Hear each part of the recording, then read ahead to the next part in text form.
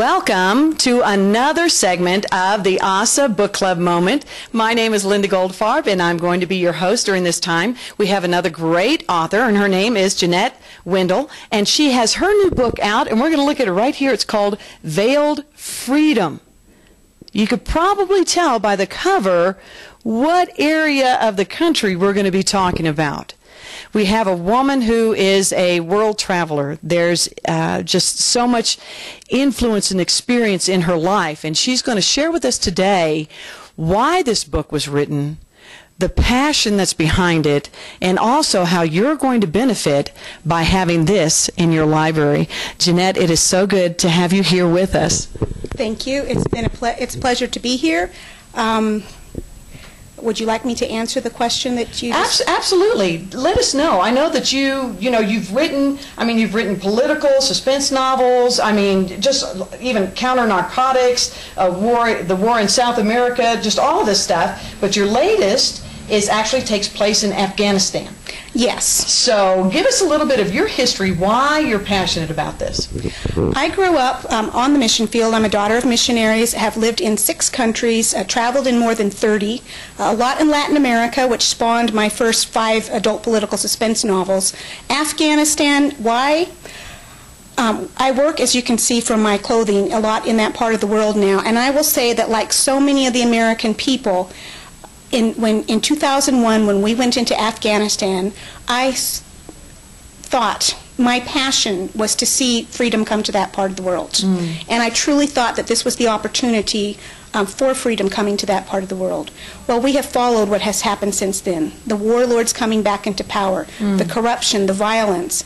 And of course, in 2004, when our country paid for, the blood of our troops paid for a Sharia law Muslim government to come into power that allows no freedom of religion, no freedom of speech, I knew that was the end. And so as a person who has many, many friends working in that part of the world, I had to ask myself, with good intentions, each of these people, our military, the international community, the humanitarian aid, with good intentions, they have not been able to bring freedom to this part of the world. Can any person from the outside ever bring freedom to another people, to another country? And you might say that veiled freedom is the answer to that question. What is the true source of freedom, and what is its cost? I know that you travel everywhere, and going into Afghanistan, was there something there that took you by surprise that you just weren't prepared for? Yes. The biggest surprise, especially because I went just this last year, was how little change there has been. Really? Shortly after 2001, we heard about the burqas going off. I can tell you now, if you see a woman without a burqa, it will be in Kabul, and it will be someone who works for or has money coming in from some way from an international organization. The burqas are back on, the beggars are in the streets, and what you do see, especially in Kabul, is neighborhood after neighborhood of these multi-million dollars, fancy, storybook fancy castles that are built by the warlords, by the drug lords, by the politicians off of our aid money and their drug money. But the country itself actually has more violence and certainly more corruption than ever happened before the Taliban. Well, if all the intentions that we've had to do good, and you've said that, hey, this has all been done with good intentions, but if that has failed, what are we supposed to do?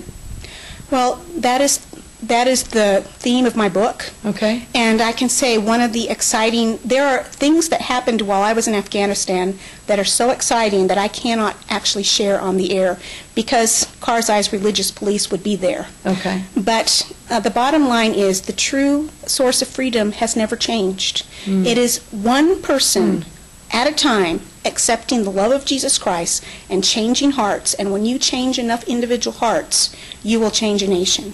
You cannot change a nation with aid, with guns, with international politics. If you want to see change in a nation, it has to be that individual change of a heart that comes through the love of Isa Masih, Jesus Christ, reaching the people. And it is happening, and it is still under the American new Afghan democracy. It is still a death sentence to come to Jesus Christ. And that was the hard part and the exciting part of writing a book like Veiled Freedom. So was that the hardest part in writing that book, knowing that people were in danger? What was the most difficult part about writing it? The hardest part was how bad it was. You were in a country where you had seen 8 years of trillions of dollars and aid and guns, and to see how corrupt, the abuse of the women, the marrying off of 9-year-old girls to 60-year-old men, being sold things that literally cannot be described in public. And there was a feel, I remember sitting in a like-minded prayer meeting behind closed doors where Karzai's religious police could not reach, and someone praying that the angels would hold back the power of the Prince of Persia. And I suddenly realized, as the hair stood up on my arms, that just like Daniel, I was sitting in the middle of the territory of the Prince of Persia. And you felt the spiritual power, and that the only thing that could possibly make a change in this country was the even greater spiritual power of Jesus Christ. So what are we as Christians? What can we do? What can we do as far as serving or praying, or what are the needs? And I know the book sounds fascinating to me, and in that I almost feel more like, okay, well, let's go on, keep going with the interviews so I can find out more about what we can do. And we do, of course, encourage our viewers to get a copy of the book. But what is it that we can do? What's in our ability? There are two things, Okay. and one is prayer. The Prince of Persia, as Daniel said, was only defeated through prayer. And we need to be, I pray so much for Afghanistan and that part of the world after having been in it. But the other is speaking out. Our country has quit standing for freedom of religion. We have caved in the Middle East. We have caved in China, and people do not even realize that places like Afghanistan and Iraq, it is still a death sentence to choose a personal faith outside of Islam. And the Christian community needs to speak up and demand that our country go back to making a stand for freedom of religion around the world. And I'm in agreement with you. We have got to stand in the gap. We've got to become the squeaky wheel. We've got to do more than stand. We've got to make noise. We've got to make noise. Amen. Well, Jeanette, you write Christian fiction, but you really are writing about some of the darkest places and situations that are going on around the world. So how do you reconcile the two of these together? Well, every author is told to write about what they know. Yes. And my world has been in these dark places of the world. And so I write about them. And I say the reason I write Christian fiction in the darkest parts of the world is because the light is brightest in the darkness. And I don't see my books as being just the political suspense. I see my books about being the hope. Because in the darkest times, in the darkest parts of the world, it's the hope of the love of God that is still bringing change. And that's the message that makes my books of hope and not darkness. So that's awesome, because we're to be the light. Christ is the light. And there's got to be light in the darkness for that hope to exist. And it's only by us going out and making a difference and taking a stand and praying. So even as a suspense novel, this has a lot of truth behind it. Oh yes, this is the type of book that is best written as fiction, because you could get in trouble writing it as nonfiction. Excellent.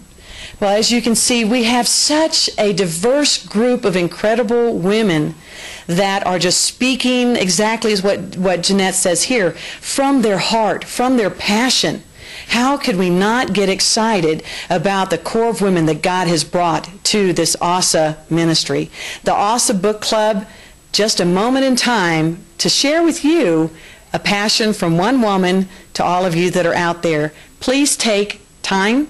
Please go out, order the book, Veiled Freedom by Jeanette Windle. We look forward to having you right here next time on the AWSA Book Club Moment. Thank you.